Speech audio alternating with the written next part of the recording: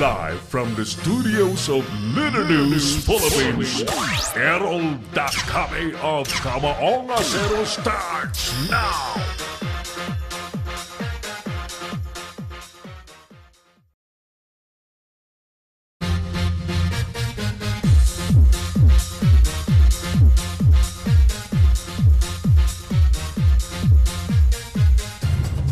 Ngayong umaga sa Kamaong Acero, operasyon ng NAIA bubuksan na ngayong tanghali. Sumadsad na eroplano, natanggal na.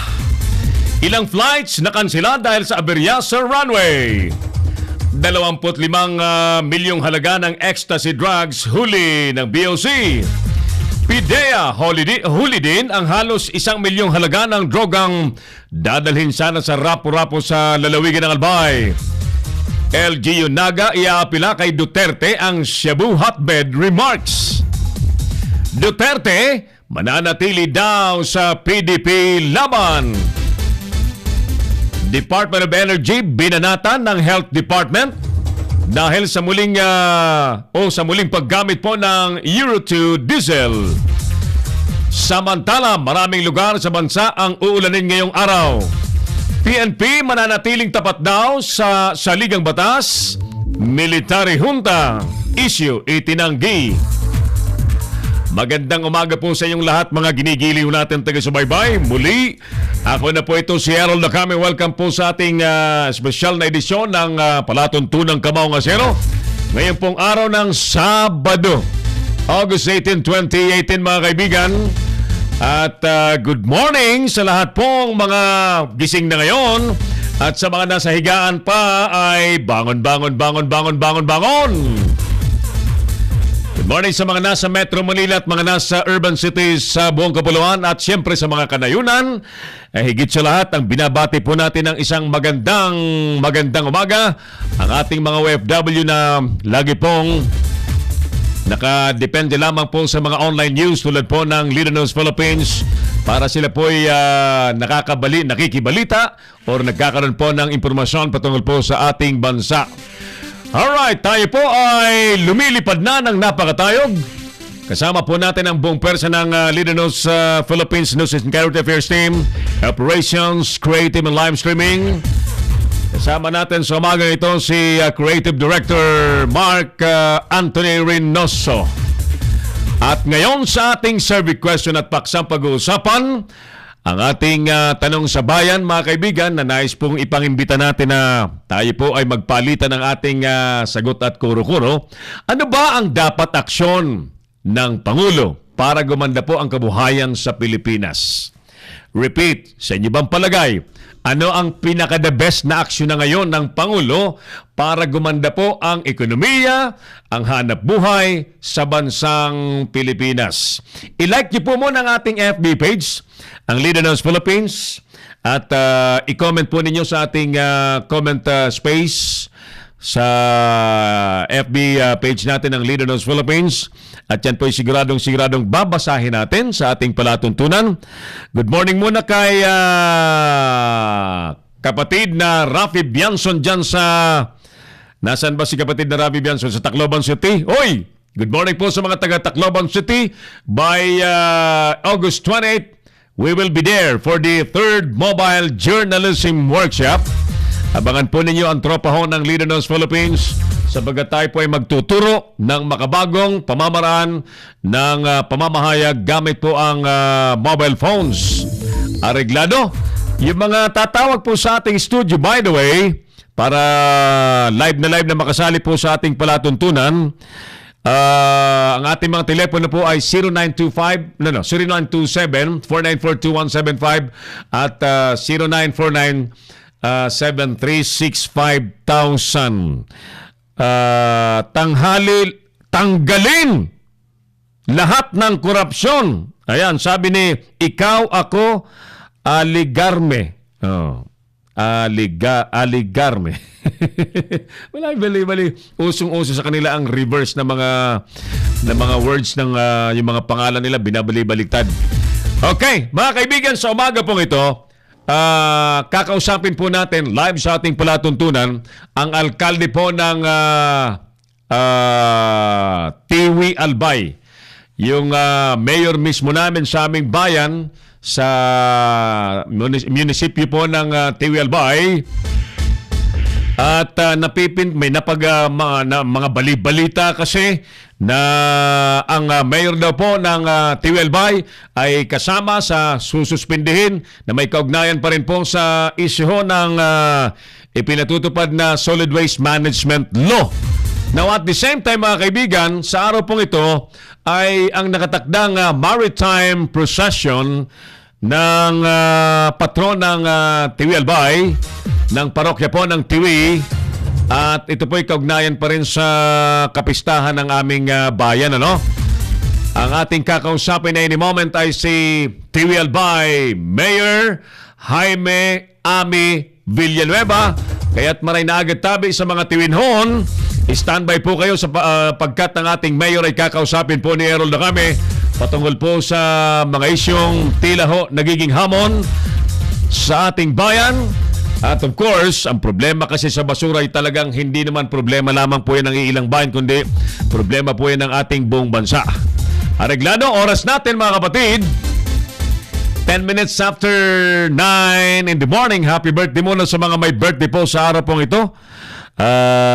Good morning po sa mga busy-busy na naghahanda ng kanilang mga kakailanganin sa selebrasyon.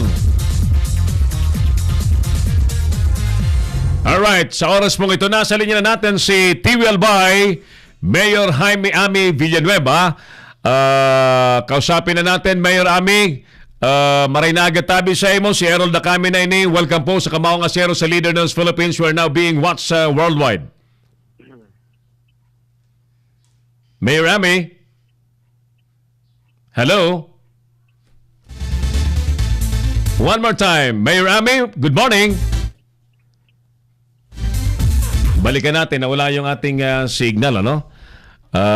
Balikan natin yung signal natin sa Tiwi Albay mula sa ating studios ng Leader News Philippines. At tayo po'y napapanood na ng pagkalinaw-linaw on HD quality worldwide. Peach Gabriel, magandang umaga po. Watching from Jisan, Kingdom of Saudi Arabia. Mike Paul, watching from Tacloban City. Philip Damascus with us. Philip, magandang umaga po sa inyo dyan. Ano ang palagay ninyong dapat maging kagyat na aksyon ng presidente natin para gumanda po ang kabuhayan ng bansa? I-comment po ninyo sa ating live FB page at yan po ibabasahin natin, pag-usapan natin. Ano? Sapagkat mahalagang ang bawat Pilipino may naisusuhestyon, may naiaambag na kabutihan sa tinatawag nating good governance ng mga namamahala. No? Now, in this case, ang namamahala sa Pilipinas, of course, ang Pangulong Duterte.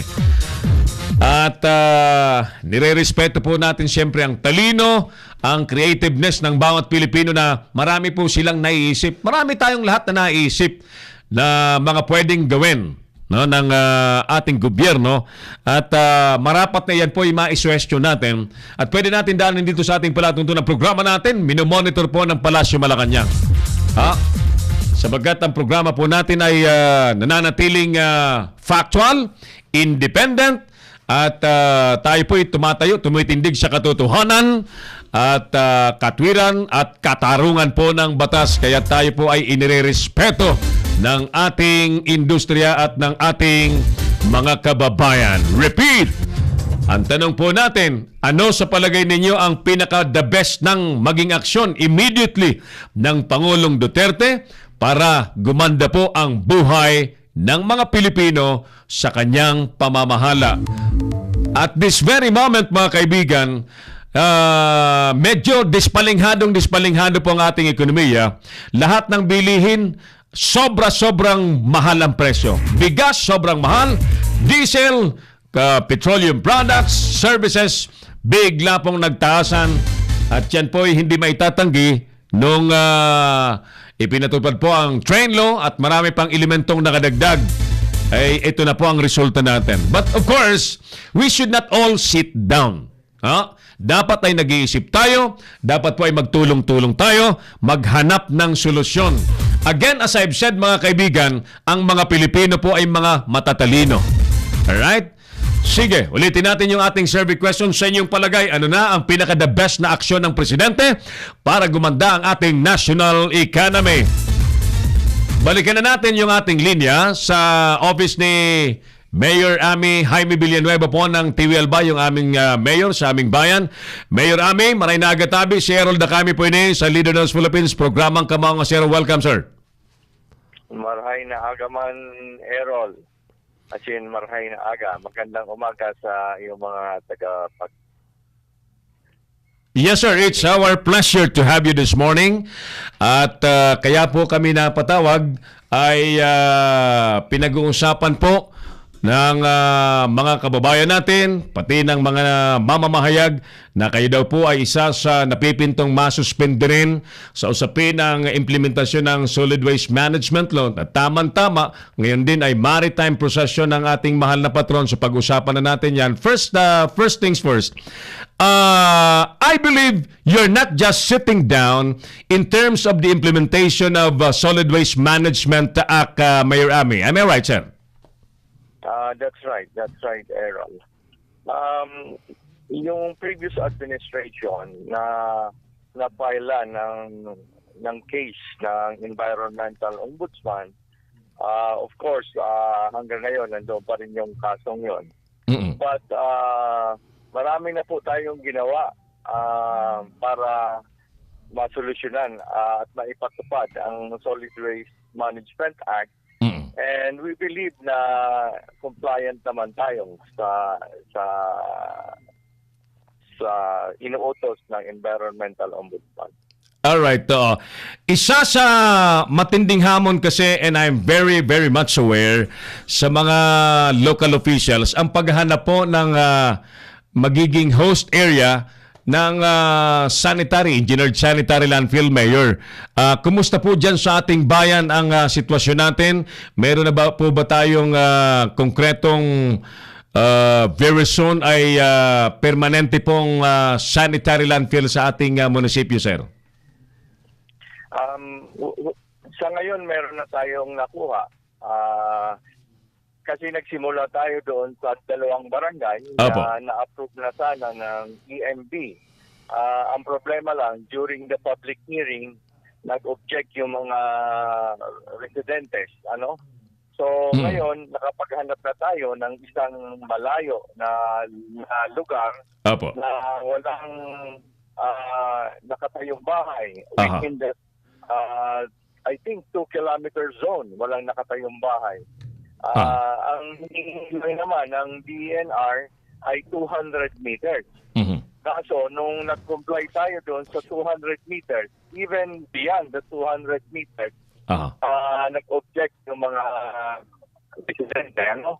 So, naghanap tayo na talagang malayo at ngayon meron na tayong nakuha. Nasa stage na tayo na humingi na tinutulungan tayo ng DNR doon sa design ng ating engineered sanitary landfill. Very good.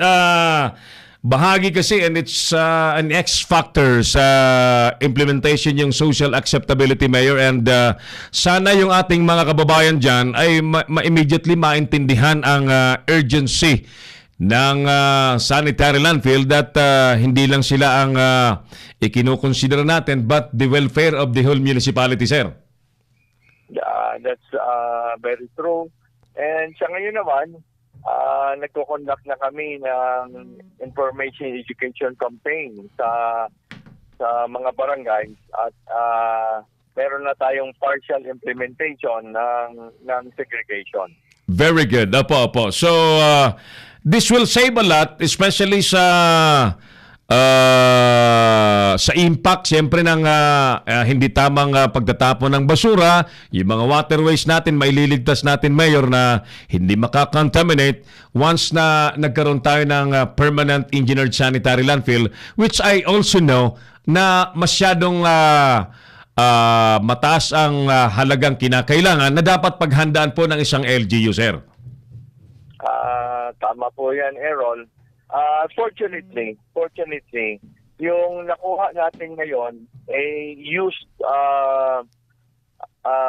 well site abandoned unused well site ng geothermal. Aha. Whereas meron ng sump pit, may maliit na sump pit na initially yun ang gagamitin natin. At hindi na tayo masyadong gagastos doon dahil dati nang meron na Hukay. na layer protection. Aha. Yeah. Oo.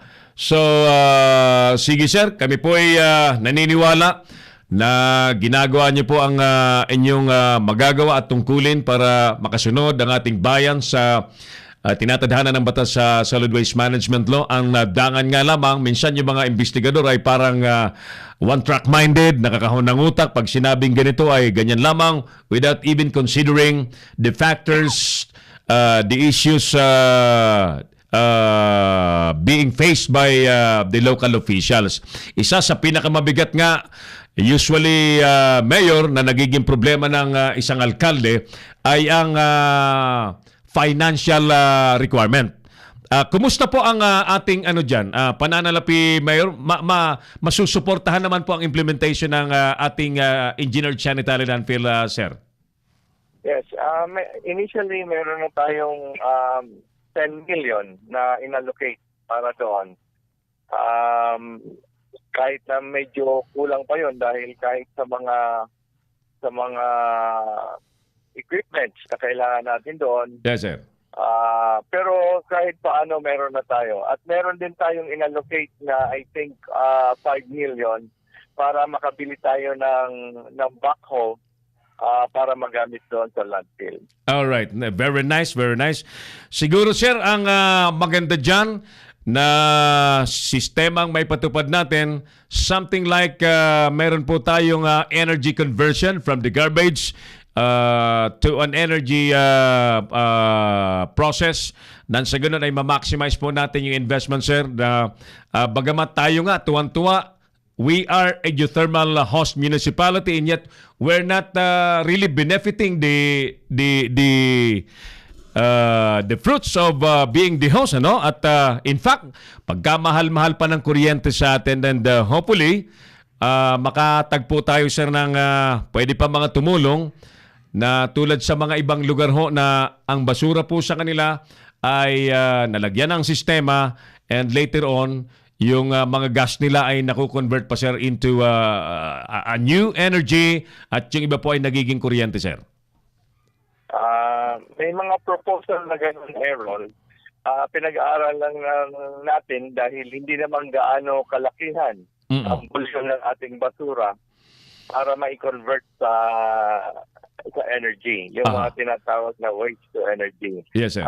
But nevertheless, meron tayong mga ibang bagay na gagawin para yung basura natin ma-convert natin sa, let's say, sa mga bricks or ano pang ibang bagay na mapapakinabangan. Very good, sir. All right. So, sige, sir. At kami po ay magiging katuwang mo na may paalam sa publiko, sa lahat, ang mga aksyon po ng inyong liderato sapagkat lalo sa ating bayan, alam na alam ko na masiglang politika, marami ang nakabantay and they also deserve to be informed.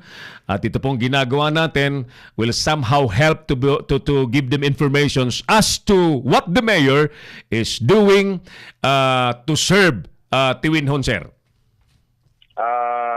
Salamat, Errol. And just to prove our point, anytime naman pwedeng bumisita doon sa tinatawag nating control dam site. Aha. Kung ano ang kalagayan para maipakita lang natin na maganda ang ating ginagawa sa ating solid waste management program. Maganda yung openness mo na yan, Mayor. All right. Thank you for answering all those questions, Mayor, na medyo controversial ngayon dahil pinag-uusapan nga na nasuspindi na, may suspension order ang Mayor ng Tabaco City, Mayor Crisel Luistro. At meron pa daw na iba sinasabing kayo daw po ay masususpende rin. So mas minarapat natin ipakita ngayon sa publiko na Tiwi LGU is complying. What are the provisions being asked by Solid Waste Management Act? In the meantime, sir, nabalitaan ko ngayon pala ang maritime procession ng patron ng Tiwi. Can you give us some pictures of what's gonna happen today, sir? Yes, Errol. para sa lahat, ano? Ang ating patron, ang Our Lady of Salvation, ay ang patron ng the whole province of Albay. So, meaning to say, diocesan fiesta ngayon. At ito ay sineselebrate dito sa ating bayan, sa bayan ng Tiwi, particularly sa Huroan. And ngayon, dire-diretso ang misa. Merong celebrated mass ang ating obispo ngayong 11 o'clock in the morning. And after the celebrated mass, merong maritime procession wherein napakaraming malalaki at maliliit na mga bangka at malalaking bangka ay nagpa-participate para ilipot ang ating mahal na ina sa Lagunoy Gulf. Well, very good. At iyan po ay nagpapasigla ng tinatawag nating paniniwala, especially ng mga kapatid natin sa Katoliko, Kristiyano. At naway, ang panalangin po namin, maging ligtas po ang lahat. Nasasama po dyan sapagkat yan po ay dadaan siyempre sa tubig. Everybody must keep safe at sana po ay pagpalain lahat ng mga Tiwinhon especially. At ang inyong administrasyon na mayor ay makapaglingkod ng pulidong-pulido at maging very, very successful. Now, I'm giving you back the opportunity, Mayor, to say your, kung may panawagan ka man, may naisabihin po sa mga kababayan sa Tiwi Albay. Go ahead, Jen. Unang-una, Errol, salamat sa pagbigyan mo ng pagkakataon na makapagpaliwanag tayo. At again, sana makapasyal ka ulit dito sa ating bayan para naman makapag-usap tayo ng personal. Pangalawa, nananawagan ako sa ating mga kababayan na ginagawa natin ang lahat para mapaunlad, mapaganda at mapasigla ang ating bayan. At yung tungkol sa solid waste management, ginagawa natin ang lahat to comply with the conditions set by the Environmental Ombudsman and the DENR. At inaanyayahan ko rin na pumunta sa bayan ng Tiwi at maipakita namin kung ano ang mga magagandang tanawin at anong makakain at sana makapunta kayo sa Huroan at sa ating mga simbahan para sa ating pananampalataya sa mahal na Diyos. All right. Very well said, Mayor Ami. Maraming salamat. Good luck po sa inyo and God bless po. God bless too. God bless to everyone. Mga kaibigan, Mayor Ami Villanueva ng Tiwi Albay, ang aming sariling alkalde sa aming bayan. Si Errol Dacame, ang kamaong asero. Ayan, minarapat po nating makausap this very morning si Mayor Ami sapagkat pinag-uusapan nga po sa lahat ng sulok ng industriya po ng media na may mga mayor pa na sususpendihin ng ombudsman. At isa nga po ang pangalan ni Mayor Ami sa binabanggit dahil hindi raw tumutupad sa mga tinatadhana ng Solid Waste Management Act. But I know very well na ang mayor po namin ay hindi natutulog po sa pansitan tulad po ng akala ng iba. Mayor Ami is working every day. At halos kung pwede po ay 24 hours a day para lamang paglingkuran yung mga Tiwinhon, mga kababayan ko sa Tiwi Albay. Areglado? Ayan, so siyempre bilang bahagi po ng ating pagpapaalam sa publiko ay inibita natin si Mayor na maipahayag ang kanyang mga ginagawa, ang actions ng Mayor Office. Sapagkat ang mga tao naman sa aming bayan ay deserve din nila na malaman ang lahat pong mga nangyayari. Okay? So, sige. Tayo po'y magpatuloy mga kaibigan. Oras natin, alas 9:29 na po ng umaga. At, Kuya Mark, parang Parang pilit lang yung boses ko. Can we add more volume dito? Ayan, better. That's better. Good. Thank you. Para hindi ko hahabulin yung audio ng headphone. Thank you. Ulitin natin yung ating survey question, mga kapatid. Ano po ba sa palagay nyo ang the best ng aksyon ng presidente upang gumanda naman ang ekonomiya natin, ang kabuhayan sa bansa na hinihintay po ng mga mamamayang Pilipino? Honestly, nung campaign period, ang taong bayan po ay napakataas ng pag-asa ng pagdating po ng isang Duterte ay siya na po ang sagot. Siya na pong magiging sagot sa marami pong problema sa ating bansa. At naniwala po sa sa battle cry ng kampanya ng Pangulong Duterte, that change is coming. Change is coming. Naniwala po ang lahat. Alright, so kaibigan, mahigit 2 taon na ang panunungkulan ng Pangulong Duterte. At of course, karapatan naman ng mga Pilipino na makaranas na ng pagganda ng kabuhayan, and that should really translate into the individual kind of living ng mga Pilipino. Kasi kung may sinasabi man tayo na mga balitang maganda ang GDP, ang kung ano-anong datos in a national level, if that is not being felt by the ordinary people, that is nothing. That means nothing. Right? Ang alam na alam ng taong bayan, mga kaibigan, mahal ang bigas, mahal ang mga serbisyo, mahal mabuhay ngayon sa Pilipinas. So, ano ang dapat maging aksyon ng presidente ngayon? Anong mga hakbang ang kailangan at nararapat na ipatupad na ng presidente para po gumanda ang ekonomiya ng ating bansa? Batiin muna natin yung mga nanonood sa ating palatuntunan. Good morning, Sir Errol, Sir Oliver, at sa lahat po sa LNPH. Kita-kita po tayo sa Tacloban City, sabi ni Sir Rafi Bianzon. Who else? Philip Damasco. Sabi ni Philip, pabati po, sir, si Rain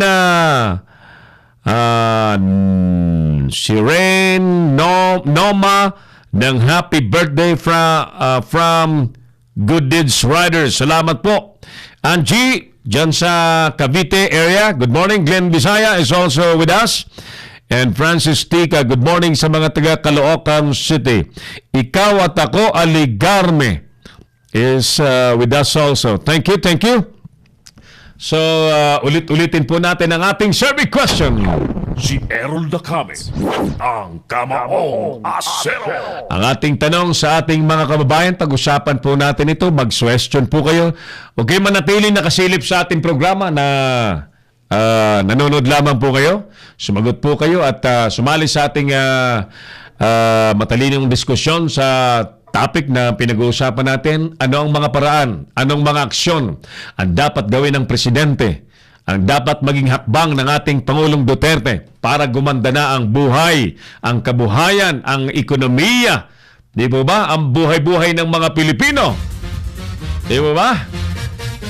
Kayo po ang mag-question, mga ginigiliw nating mga taga-subaybay. Samantala, ulat panahon muna tayo, mga kapatid. Unahin natin ang ulat panahon. Makararanas po ng pag-ulan ang napakaraming lugar sa buong Kapuluan. Siyempre, ang malaking bahagi po ng Metro Manila uulanin, Ilocos Region, kasama po ang Cordillera Administrative Region, ang lalawigan po ng Palawan, Bataan, Zambales, Cavite, Mindoro, Batangas, Cagayan Valley at ang Western Visayas Region. Yan po ang mga lugar na makakaranas po ng mga pag-ulan sa araw pong ito na may kaugnayan pa rin po sa bagyong may international name na Sulik. Ayan. Yan po ay epektong habagat pa rin na itinutulak po ng bagyong si Sulik. Bagamat si Sulik po ay nananatiling nasa labas pa ho ng Philippine Area of Responsibility, ay hinihila pa rin ito ang mga pag-ulan sa bansa. Ang distansya po ng bagyo sa atin ay 1,870 kilometers east of extreme northern Luzon, habang tinatahak po ang northwest sa bilis pong 10 kilometer per hour. Napakabagal, di ba? May lakas po ito na hanggang 125 yan, medyo malakas ito ha. 125 km per hour at may mga biglaang pagbayo na 155 km per hour. Ulitin ko, si bagyong may international name na Sulik ay nananatiling nasa labas po ng Philippine Area of Responsibility. Si Errol Dacame, ang Kamaong Asero. Areglado. So sige, mga kaibigan, balita muna tayo. Unahin muna natin ang nangyari pong aberya po dyan sa Ninoy Aquino International Airport na may eroplano pong sumadsad at naapektuhan po ang maraming flights dyan po sa paliparang yan. Naiangat na mula sa pagkakasadsad sa runway ng NAIA ang Xiamen Airlines. Xiamen Airlines po ang eroplano. Pasado, kaninang madaling araw, mga alas 12:30 po ng madaling araw, pinal na pong naiangat ang eroplano gamit po ang dalawang telescopic crane na ginamit po ng mga otoridad. At ilalagay po ito sa flatbed bago dalhin sa Balabag area para malaman at imbestigahan kung ano po ang nangyaring pagsadsad. So, yan po yung Xiamen plane na pag-aari po ng Xiamen Airline Company na sumadsad po sa runway area at napunta po sa medyo madamong lugar, no? But ang epekto nga po, ang naging problema, maraming flights ang nakansila. Kahit naalis na po ang nasabing eroplano, nananatiling sarado pa rin po ang runway. Kaya tingnan niyo po ang mga stranded na pasahero sa airport. Marami. Yan pong mga taong yan, may mga kanya-kanyang schedule yan sa kanilang mga buhay, sa negosyo, sa pamilya na naapektuhan po ng problema. But it was an accident na kailangan pong malaman ano talagang mitsa ng pagsadsad ng eroplano, kaya ito po ay iimbestigahan. Naging delikado po sa ibang eroplano ang nagkalat na foreign objects mula sa sumadsad na 40 toneladang eroplano. Napakabigat, ano? Natakdang buksan po ang runway ngayong umaga. I think nabuksan na ito ng alas 7 ng umaga. At sumadsad po nga ang eroplanong pinag-uusapan natin, ang 737-800 na eroplano na meron pong 157 na pasahero, 8 crew, kagabi ng hating gabi na nagdulot po ng pagkansela po ng daang flights sa Ninoy Aquino International Airport. So yan po ang ilan po sa mga larawan ng naging problema po sa NAIA. But finally, mamaya pong tanghali ay magiging normal na. Inaasahan natin magiging normal na ang operasyon ng Ninoy Aquino International Airport. Good morning sa mga taga Barangay Pineda sa Pasig City, sa pamilya ni Mading Imelda Clotario Parom at ni Pading Arnel Parom, at sa mga kababayan niya to dyan sa Pineda, sa Pasig, of course, sa probinsya, sa lungsod ng Pasig. Tuloy tayo sa iba pang mga balita.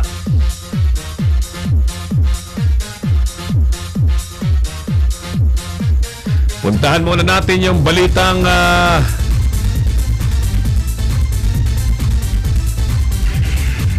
patungkol po sa pangingintriga sa mga militar at PNP na magkakaroon daw po ng military junta. Wala pong nakikitang dahilan ang Philippine National Police PNP para kubkubin po nila ang kapangyarihan mula sa Malacanang at tagawin po kay Pangulong Duterte. Sinabi po ni Senior Superintendent Benigno Durano, tagapagsalita po ng PNP, na tagapagpatupad lang ng batas ang kapulisan at kontento daw sila sa liderato ng kasulukuyang pamahalaan.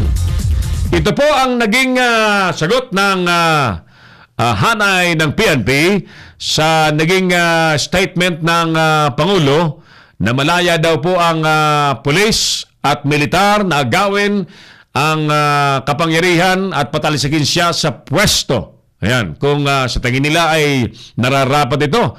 Pagtiyak naman ni Durano, mga kapatid, na susundin ng organisasyon ng Philippine National Police kung ano ang nakasulat sa saligang batas. Dagdag pa ni Colonel Durano na sa kanyang 30 taong panunungkulan, ngayon lamang sila mas naging empowered dahil daw po sa boost ang suporta ng kanilang Commander-in-Chief. Si Errol Dacame, ang Kamaong Asero. Ayan, Manoy Abner Parum, good morning. At sabi ni Mading Imelda ay thanks pade. Ayan, sige. Tuloy tayo muna sa ilan pang mga balita para kayo po ay nananatiling impormado sa mga nangyayari habang binabati natin ang good morning ang mga kasama po natin sa Philippine Online Broadcasters Association. Mga kasama po natin sila sa Board of Director, partner Mario Batigas, Manoy John Bornasal, paring Gani Oro, Oliver Licop, sino pa? Ang inyong lingkod, siyempre, hindi ko babatiin ang sarili ko. Sige, at si Manoy Roger Bron at iba pa mga kasama natin sa executive set of officers. Tayo po ay mag-update muna sa may problema sa kababayan nating si Leia, yung humihingi ng tulong na OFW sa Saudi Arabia, na siya daw po ay tinatangkang gahasain ng kanyang amo at humihiling na siya po ay makauwi na lamang at baka madisgrasya pa siya, no? Nasa linya natin si paring Gani Oro para sa dagdag na update sapagkat by Monday ay raratsadahin po nating matulungan ang ating kababayang si Leia sa abroad na isang domestic helper para siya po ay mailigtas sa tiyak na kapahamakan. Alright? At oras natin 41 minutes after 9 o'clock in the morning.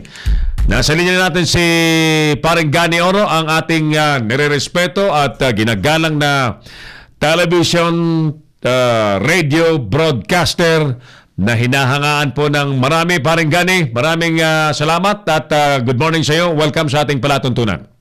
Good morning, paring Errol. Magandang umaga po sa inyong lahat, mga giliw naming tagapanood, no?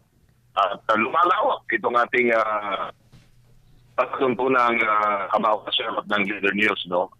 Marami tayong mga kababayan na nakatanggap tayo ng feedback na sa napakalinaw na audio at video ng ating programa. Anyway, gusto ko lang i-follow up, parang Errol, itong ididulog sa atin ng isa nating kababayan na OFW na pinagtangkaang gahasain dyan sa Kingdom of Saudi Arabia. Aha. Nilarapat ko ng inyong lingkod na mag-follow up at inilam ko yung agency nitong si Leia Calo. Right. At na-verify ko na ang kanyang agency, pati yung plate, yung contact number, ito pala ay True Force International Manpower Incorporated na matatagpuan dyan sa LLICK Building, second floor ng United Nations Avenue, Ermita, Maynila. At titingnan natin kung matatawagan natin itong agency sapagkat si Wayne Calo, yung hipag na interview ko third day, ay naman po sa inyong lingkod. Kasi ang mensahe lang nakakarating sa kanya itong si Leia, kanyang hipag, ay through messenger lang. Ang sabi ni Wayne, kaka-text lang po ng hipag ko na kailangan tulungan si Leia dahil pinagbintangan na siya ngayon na kumuha ng pera. Nako. 100 real, tapos pinagkaisahan na siya ng amo niyang babae at lalaki. Ang problema po ay Muslim daw yung agency niya doon, kaya binabaliwala siya ng agency niya. kahit anong sumbong niya, hindi pinapakinggan at natatakot kami na baka biglang kunin ang cellphone niya at hindi na kami makamonitor. Yan po ang text din sa akin itong si Weng. Hindi lang nabanggit pare Errol kung sinong agency dito ba sa Pilipinas o doon sa Saudi. Ang agency niya sa Saudi ay Yara Recruitment Agency. At yung address nitong si Leia, nakuha na rin natin, King Fahad Street, District of Escan, Riyadh, Saudi Arabia. Yun. So yun ang siguro makikipag-ugnayan tayo kay kasamang Bong, no? Para maiparte na kaagad ito sa kinaukulan na DFA o POA man o yung ating embahada sa Saudi Arabia para ma-rescue na itong si Leia sapagkat ang latest, ito po ang latest na informasyon, ex de Leia, binabastos na po ako ng amo kong lalaki. Nagpapakita po siya ng kanya at nagmamasturbate sa harap ko. At pag nagsasalubong kami ay pinapalo ang puwit ko. So, delikado na, parang Errol. Delikado na. Ulitin mo nga, parang Gani, yung pangalan ng agency dito sa Maynila?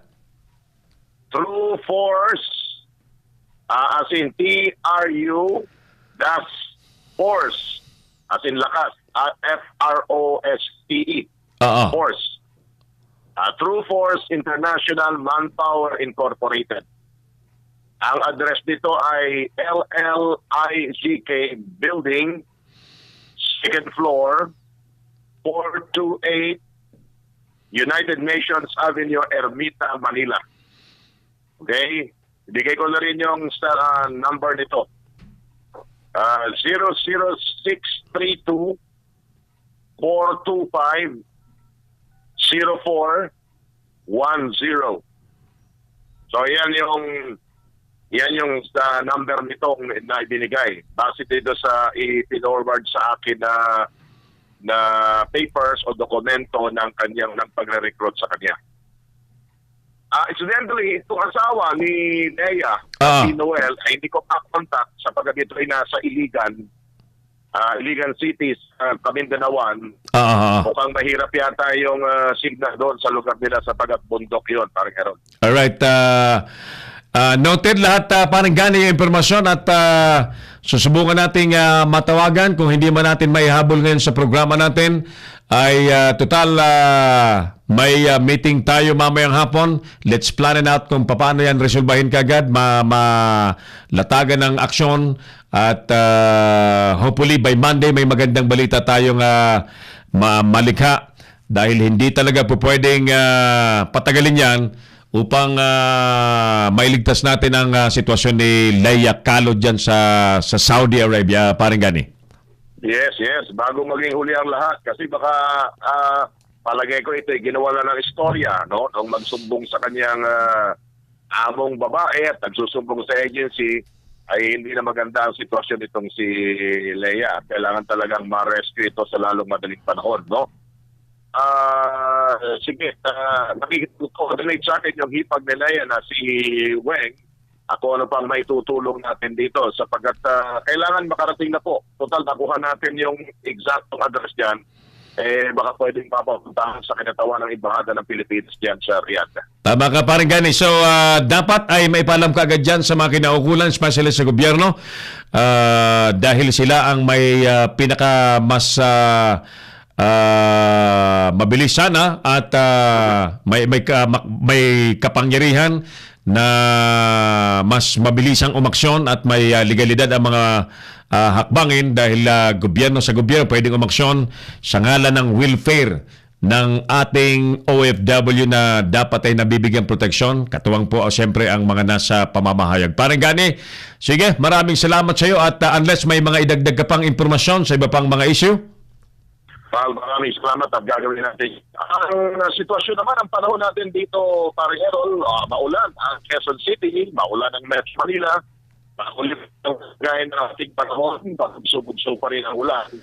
Mukhang ang nakikita ko hindi sikat. Ayun, sa pagkakalimutan ang langit. Yan ang sitwasyon mula rito sa ating kinaroroonan sa lungsod ng Quezon para sa mga asero ng Leader News Philippines. Ito po si Gani Oro, nag-uulat. Si Errol Dacame, ang Kamaong Asero. Thank you at maraming salamat paring Gani Oro live sa ating palatuntunang Kamaong Asero sa Leader News Philippines. Tuloy tayo sa ating palatuntunan ngayong umaga po ng Sabado. Oras natin, 49 minutes na po. Makalipas ang alas 9 po ng umaga. Good morning sa mga kanina pa lamang o ngayon pa lamang ho nagigising. Mama Jing, good morning. At sa mga kasama po natin sa Manoy Errol's Resto. Yan. At sa iba pa mga nanonood sa ating palatuntunan, Manila Abner Parom, sabi niya, watching kami dito sa San Marcelino area sa Manila. Enriquita Badayos, hello, sabi niya. Hello. Thank you, Ma'am Enriquita. At ulitin natin yung ating survey question na sentro pong tema natin sa ating palatuntunan ngayong Sabado, no? Napakarami pong mabibigat na issue but ang issue po ng kabuhayan, issue po ng tiyan ng mga tao ay yun po ang pinaka-bottom line ng paglilingkod dapat ng sino mang nanunungkulan sapagkat kahit gaanong kaganda ang tanawin, kahit gaano kaganda ang kalsada, kahit gaano katahimik, kung ang tiyan po ng mga Pilipino ay nagrarambulan dahil wala pong laman, everything will be meaningless. Kaya po ang ating topic sa umaga pong ito ay patungkol po sa kabuhayan. We are looking for concrete actions, immediate actions. Ang Pangulong Duterte naman po ay napapaligiran ng mga tinatawag na economic managers. The other night, kausap natin si Engineer Rosendo So, ang presidente po ng SINAG.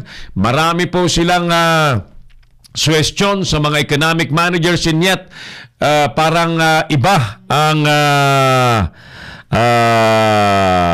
ang direksyon ng mga nagpapatupad ng mga hakbangin sa ekonomiya at nangangamba po tayo na para bagang trial and error. Trial and error ang nangyayari at wala po tayong nakikitang pang matagalang mga hakbang na pakikinabangan po ng mga Pilipino. Ito na lamang pong sa agrikultura natin. Ang nakikita po ngayon ng mga namamahala ay ang importasyon ng bigas. Maglalabas ang Pilipinas ng dolyares, ibibili sa ibang bansa ng bigas. And therefore, habang bumibili po tayo ng bigas sa ibang bansa, ang nabubuhay po ay mga magsasaka sa ibang bansa. Killing the Filipino farmers. Yes, malamang for a while magkaroon tayo ng murang bigas sa mga bigasang bayan, sa mga tindahan po ng bigas. But that is not the long-term solution in the food issue in the Philippines, supply issue. At nakakatawa nga at nakakainis na isipin ng Pilipinas po ay tinagurian pong agricultural country. And yet, tayo po ay nakikipagpaligsahan na maging consumer na lang po ng produkto ng ibang bansa. Produktong China, produktong Thailand, Malaysia at kung saan-saan pa na para bagang consumer na lamang tayo. Ganito na ba talagang direksyon natin o tayo ba ay maglalatag ng tinatawag nating self-sufficiency direction na magiging independente po tayo sa mga importasyon at we can do away with spending so much dollar sapagkat habang gamit tayo ng dollar reserve, humihina po ang piso siyempre kontra po sa dolyar. Umuunti ang reserve kapag ka maraming dollar reserve, mas nagiging malakas ang piso natin sapagkat ang kada iniimprentang pera na Philippine peso ay kinakailangan po yan ay may katapat na ginto na may halagang dolyar nang sa ganun ay maging balanse po ang buying power ng ating pera sa iba pong mga foreign currency. Yan po ang katotohanan dyan. Hindi po pwede na yung iniisip ng iba para dumami ang pera ng Pilipinas, mag-imprenta ng marami. Hindi ganun kasimple mga kaibigan. It requires gold reserve. Di ba? Gold na yan po ang ultimate na basihan ng kayamanan ng isang bansa. Di ba? Ang Pilipinas po ay napakaraming gold.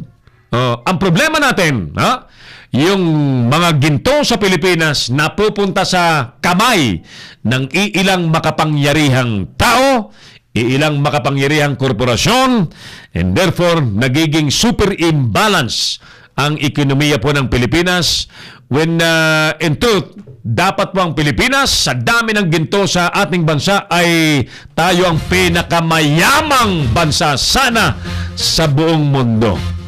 Unfortunately, yung mga bulto-bultong ginto sa ating bansa ay nasa taguan ng iilang taong makapangyarihan at patuloy po silang naghuhukay sa buong Pilipinas. Hinahanap po at pinupuntirya ang mga itinagong mga ginto nung panahon ng mga Hapon, panahon ng mga Amerikano, at sila po ay may mga gamit-gamit na mga modernong kagamitan at talagang pinagsasamantalahan po ang ating bansa. Yan po ang katotohanan dyan. Hindi ko na po dadagdagan ang aking kwento, no? Sapagkat iilan lamang po nakakaalam yan. Kenshin Himura dyan sa Olongapo City. Kumusta kayo dyan? Magandang umaga. Ulitin ko ulanin po ang maraming lugar sa Pilipinas, kasama po ang Metro Manila, ang Zambales, ang Bataan area, Batangas area, Cordillera Administrative Region, Palawan, Cagayan Valley, Western Visayas Region, Ilocos Region, because of bagyong Sisulik. Ayan, yan po ang dahilan. Ganun pa man, tayo po ay nagpapatuloy sa ating tema, nagpaghahanap po ng solusyon. Ano po sa tingin nyo ang magandang gawin na ng presidenteng mga hakbang para gumanda po ang ating kabuhayan sa Pilipinas? Huwag kayo manatiling nakasilip lamang kayo dyan sa ating palatuntunan, Do join us. Sumala kayo sa ating palatuntunan para mas masaya tayo habang binabati natin ng happy birthday ang mga may birthday sa umagang ito. Good morning kay kaibigang Peter Umawing Wasing ng Z Radio sa Baguio City at mga best friends nating nanonood sa ating palatuntunan. Kumusta kayo dyan? Happy birthday sa mga may birthday. At sa may mga kapistahan ngayon, abay di happy fiesta po sa inyo. Alright? Sige! Gawin pa natin ang ilan pang mga balita, mga kaibigan.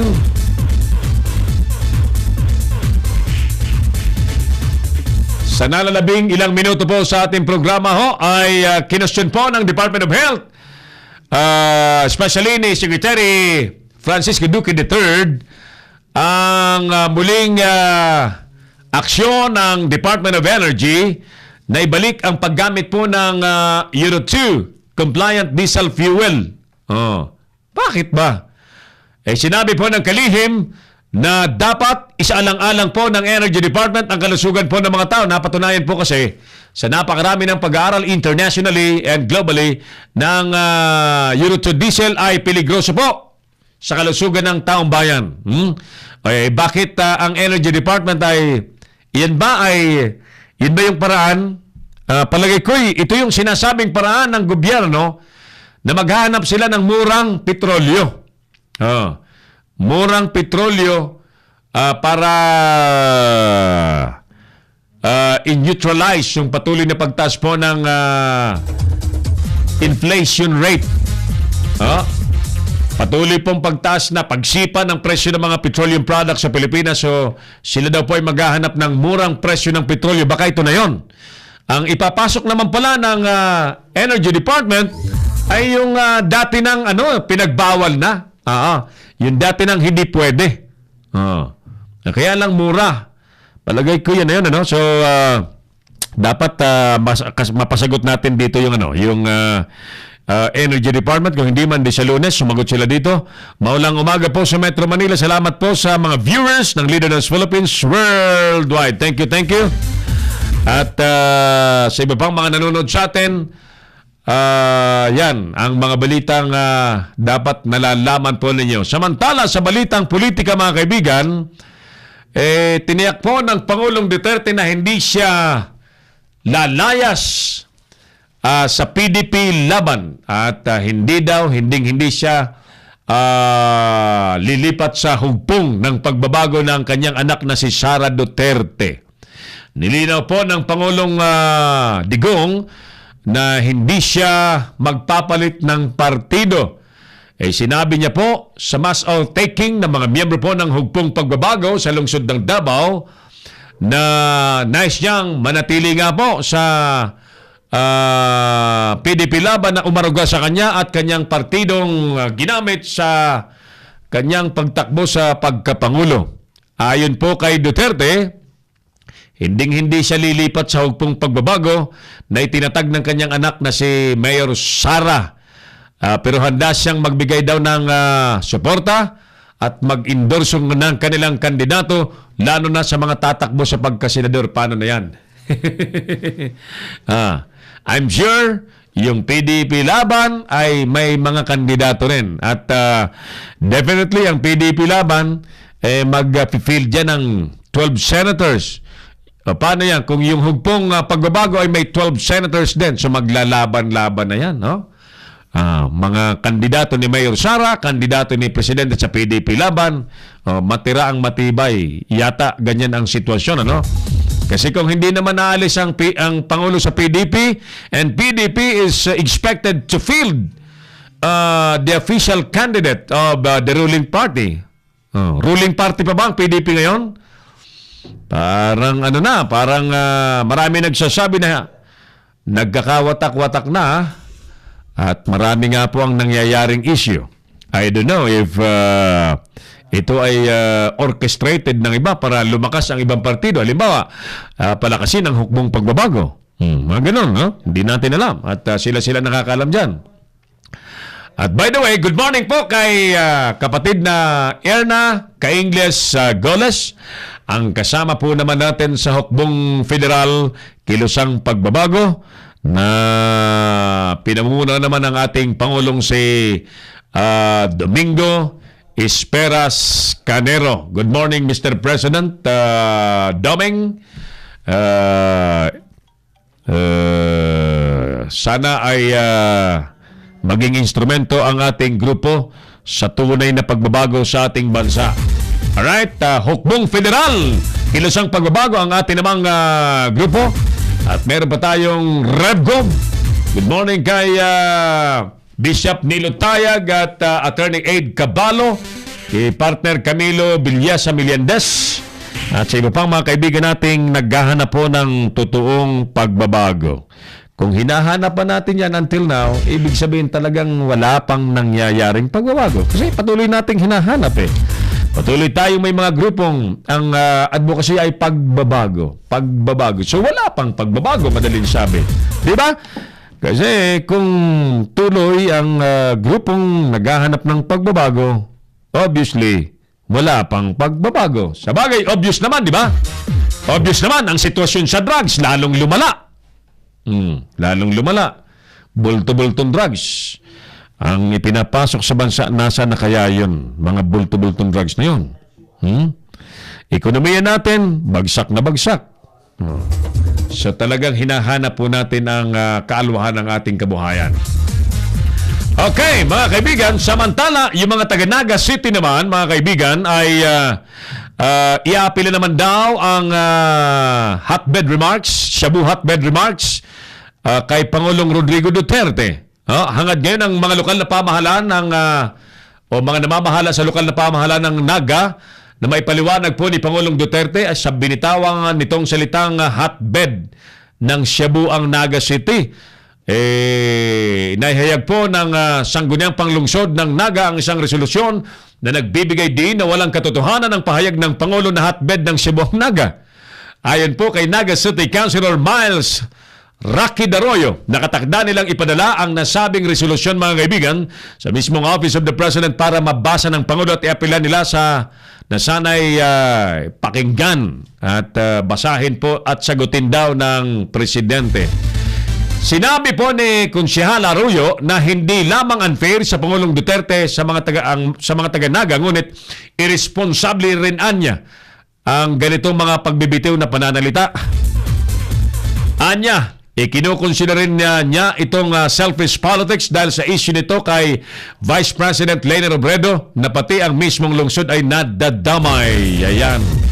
So tingnan natin kung anong magiging sagot dyan ng Presidente sa pila ng mga taga-Naga City. And pinabubulaanan po ng mga opisyal ng Naga City, hindi totoong shabu hotbed ang Naga City.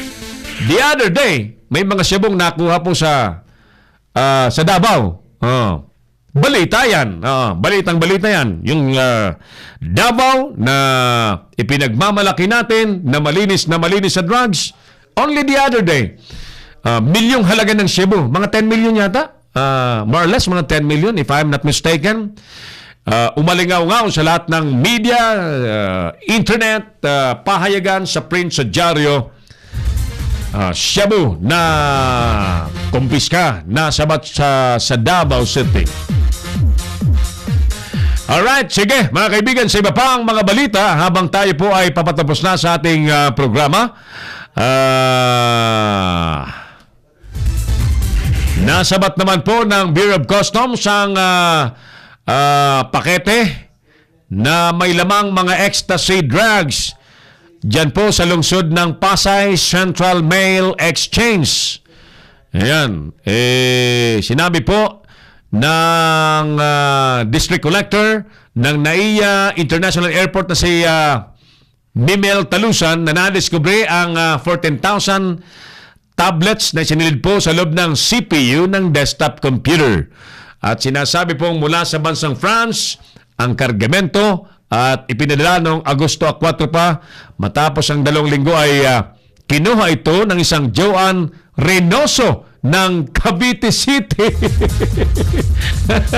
Mark, ano mo ba ito? Palagay ko hindi mo naman ito kaano-ano. Kapilyado mo lang yata ito, no? Ecstasy drugs, 14,000 tablets na mahigpit pong ipinagbabawal. Nakita po ang nasabing mga illegal na tableta sa pamamagitan po ng scanner sa Central Mail Exchange Center at dyan po sa Pasay City. At doon sa ating kasagutan naman sa ating survey question, sa ating tanong na sa inyong palagay, anong pwedeng mabilis na aksyon ng Pangulong Duterte para gumanda ang kabuhayan ng mga Pilipino? Mga kaibigan, it's really all up to the people that run the government ang magiging resulta po ng ating kabuhayan. And therefore, ang Presidente po ay napapaligiran ng mga tinatawag nating economic managers, no? Sapagkat hindi naman po ang Pangulo lamang ang nagdidesisyon. Meron po siyang Finance Department Secretary. Meron po siyang NEDA Secretary. Meron po siyang Budget Secretary. Meron po siyang BIR. At napakarami pang iba na may kaugnayan po sa kabuhayan ng mga Pilipino. And all the rest of the cabinet ay yan po ay dapat synchronized na nagtutulong-tulong na ang pinaka-bottom line po ay mapaglingkuran ng sikmura ng mga Pilipino. Ngayon, lumalabas mga kaibigan na ito pong mga pinagkatiwalaan ng Presidente ay ang mga formula ay trial and error. Ang mga formula ay mga palliative solutions. Palagay ko, dapat ikonsidera ng Pangulo sapagkat urgent ang ating mga sitwasyon sa Pilipinas. Natcha-challenge siyempre ang liderato ng Presidente na para bagang marami tuloy ang nagki-question, may mga nagtatanong, bakit walang pagbabago? Pangako ng Presidente ng pagbabago, bakit hindi nakikita? Mga kaibigan, karapatan ng Presidente na palitan yung mga katuwang niya sa pamamahala na may layunin at may obligasyon na tulungan nga po ang Presidente na paglingkuran ang mga Pilipino, ang taong bayan. Kung ang mga taong itong pinagkatiwalaan niya cannot come up with a more appropriate solution to solve issues in the country, Therefore, may karapatan ng presidente na maghanap ng ibang mas magaling kaysa mga nakaupo dyan sapagkat we cannot afford to have such kind of people na parang mga student council leader lamang sa high school at sa kolehiyo na nag-aaral, pinag-aaralan, sinusubukan at parang ginipig ang mga Pilipinong trial and error ang formula po nila. I believe marami pang mga Pilipinong mga matatalino, kwalipikado, edukado at sinserong pwedeng makapaglingkod sa bansang Pilipinas. Ulitin ko, karapatan ng presidente na tanggalin at magpalit ng mga matitindi at magagaling na magiging katuwang niya sa kanyang pamamahala, lalong-lalo na po sa pagpapaganda ng ekonomiya ng Pilipinas. Balikan nga natin muna bago tayo magwakas si paring Gani Oro monitoring sa HOV project sa EDSA ng MMDA. Alamin natin kung ano ang aktual na sitwasyon. Si Errol Dacame, ang Kamaong Asero. Oras natin mga kaibigan, 10:10, Pompiang Jess. Marinaga, good morning po sa mga mag-wedding, mga may taya sa wedding. Pompiang Jess ang ating oras. Parang Gani Oro, good morning ulit. Welcome at balik ka sa ating palatuntunan. Kumusta ang HOV? Akala ko ba may resolution na ang Senado preventing or asking the suspension of that project? Ano ba ang nangyari? Hindi ba pinakinggan ng mga MMDA traffic enforcement o management ng MMDA ang resolusyon ng mga senador na naglalayong ispasuspindi ang HOB na yan sapagkat maraming nagsasabi na lalong magkaka-traffic sa halip na mahanapan ng solusyon ng trapiko sa Metro Manila at sapagkat ang really spirit naman, ang primary spirit ng HOB ay to lessen o to address the traffic mess in Metro Manila. Parang Gani, kumusta ang binabantayan mong HOB implementation sa EDSA? Go ahead. May tama, parang Errol, may tama. May tama ka dyan. Sapagkat nagkakabuhol-buhol ngayon ang mga secondary road.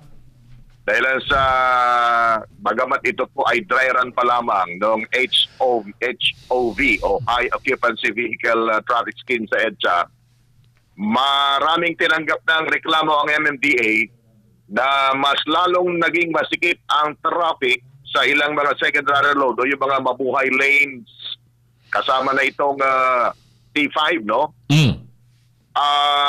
Dahil dito, ipinagpaliban muna ng MMDA ang implementasyon nitong HOV.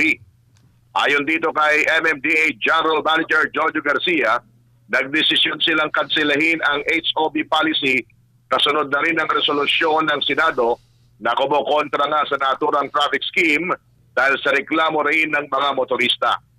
Ang malungkot ngayon ay hindi ka nga dadaan sa EDSA pero hindi ka pa rin makakarating sa iyong destinasyon ng tama sa oras kung nag-iisa ka lang sapagkat nagkasikip-sikip naman yung mga ibang mga alternatibong ruta o mga secondary roads. Pero nilinaw nitong si Garcia na tuloy pa rin ang dry run ng HOV traffic scheme tuwing rush hours hanggang August 22. Medyo malabo, parang Errol, kasi kung suspend dito, wala mo nang hulihan. Meaning, hindi rin ito susundin 100% ng mga tao o ng mga motorista. At sabi ni Garcia, ihintayin na lang daw muna nilang mag-convene at magdesisyon ang Metro Manila Council na may kapangyarihang ipatigil o baguhin ang nasabing traffic scheme. So, ang nakikita natin talaga dito, yung mga bus. Yung mga bus na nababantayan, no? Na hindi lumalabas sa linya at hindi nagkukumpol-kumpol o hindi nagbubuntis, ika nga, doon sa mga bottleneck o mga choke point ng EDSA. Iyon ang isa sa mga dahilan siguro kung bakit medyo lumuwag ng konti. Lumuwag ng bahagya ang EDSA.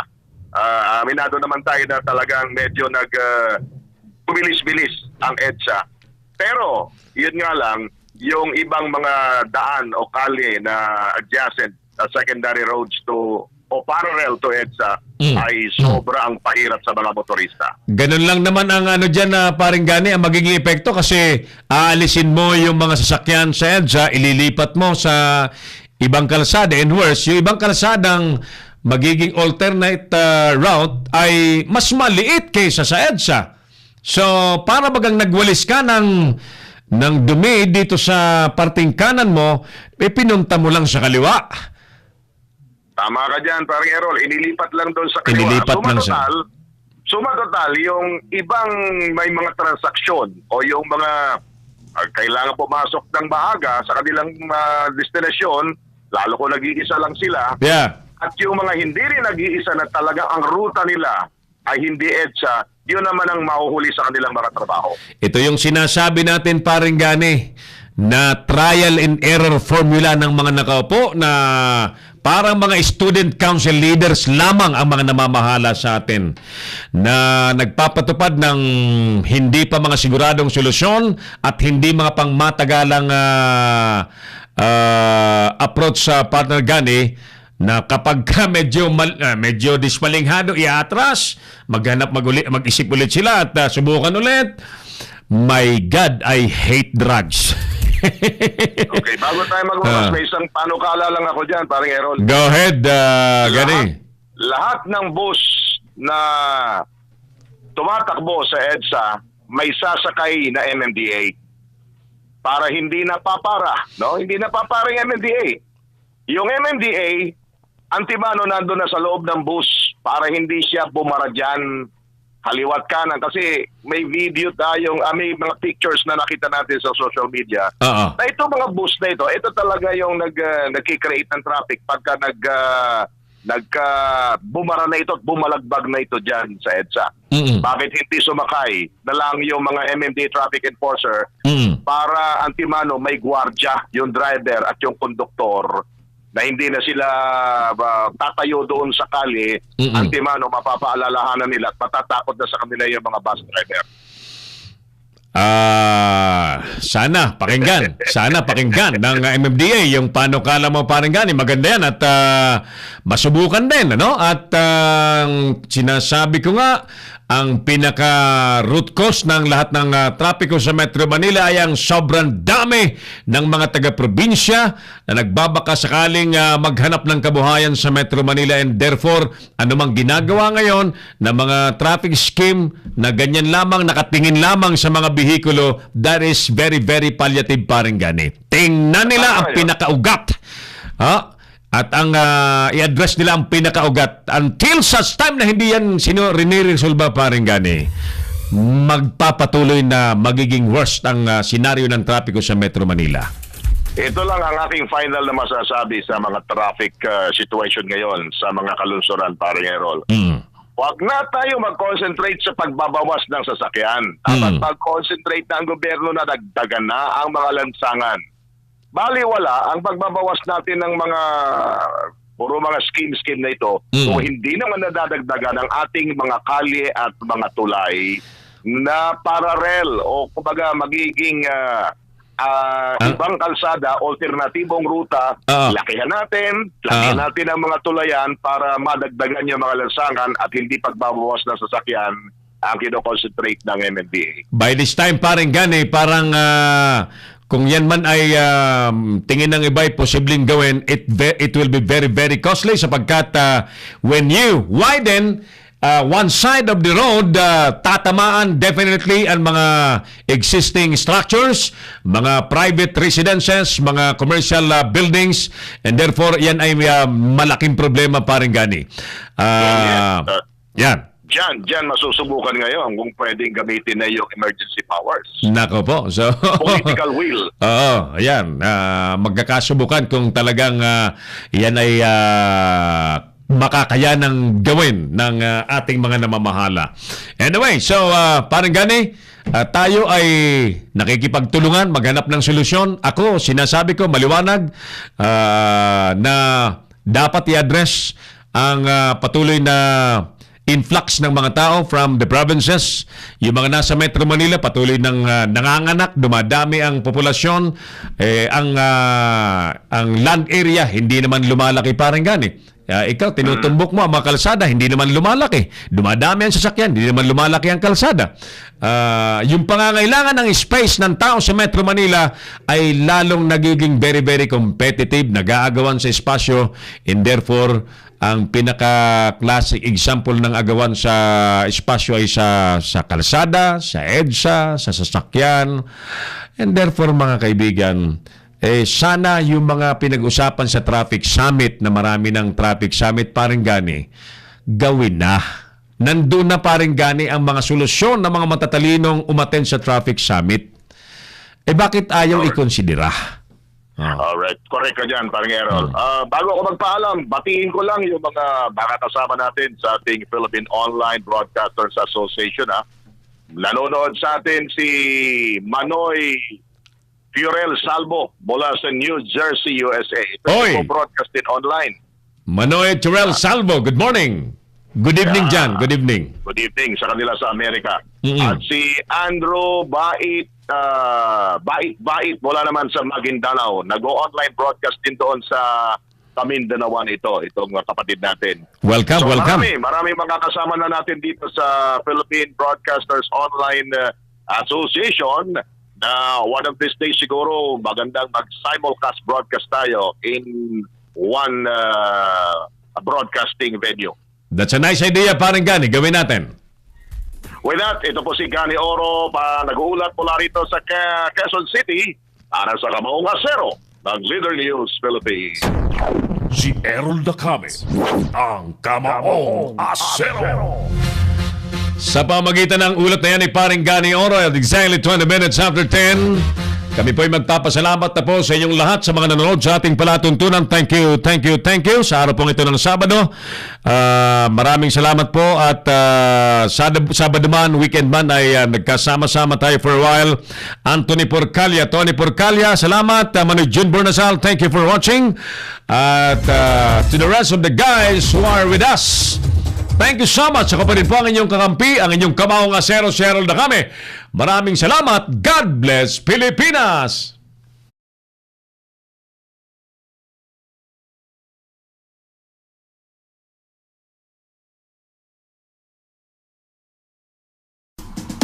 Inyong napanood ang mga batas na banat ni Errol Dacame sa Kamaong Asero. Abangang muli dito sa Leader News Philippines.